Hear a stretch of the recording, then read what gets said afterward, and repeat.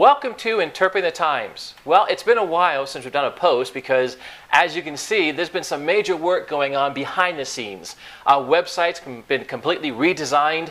The ministry's taken off in a different direction, especially the radio ministry. It's going national and somewhat international now. God has really blessed that. But we're back on track and we're excited about things that can be done and looking forward to what God's going to do with this ministry.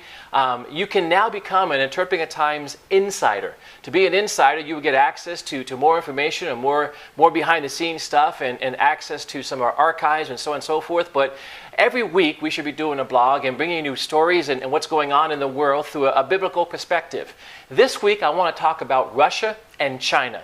If you haven't heard, May 21st, a few weeks ago, they signed a deal, and I've been waiting for the media to pick it up, and not many people are talking about this. Russia and China signed a 30-year, $400 billion deal for Russia to pipe natural gas from Russia into China.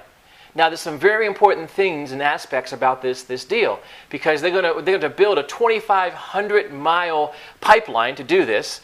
China has agreed to invest $20 billion into the project. Russia is going to invest $55 billion into the project. And it's really going to open up Russia to brand new economic ability. About 80% of what they were able to do with their natural gas all went to Europe. And this is going to open the door now for them not to rely so much on the European income, which will affect America, by the way. And also, because they're not going to be piping so much natural gas into Europe, they're going to have China as a reserve.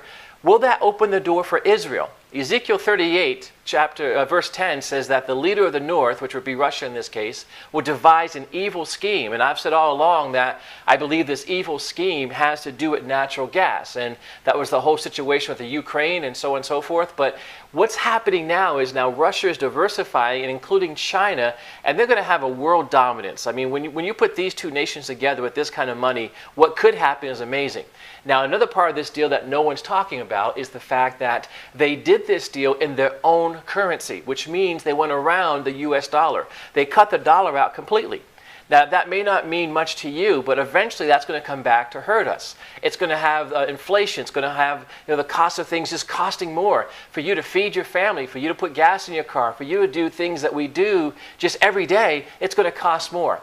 Now, if you become an Interpreting the Times insider, I'm going to give you more information on this and go a little bit deeper with what this means as far as the Israel possibility and their access to natural gas. Will that cause more tension between Israel and Russia, which leads us into some biblical stories? How does it affect America? What this looks like in the future? So I just want to kind of bring the news to you, have a biblical perspective, and then with the insider page, we will go much, much more deeper with that. So, hey, thanks for hanging in there with us. Thanks for being patient as we've been going through these growing pains, but we got some exciting stuff happening in the future, and I'm excited to have you on board. Thanks. God bless you.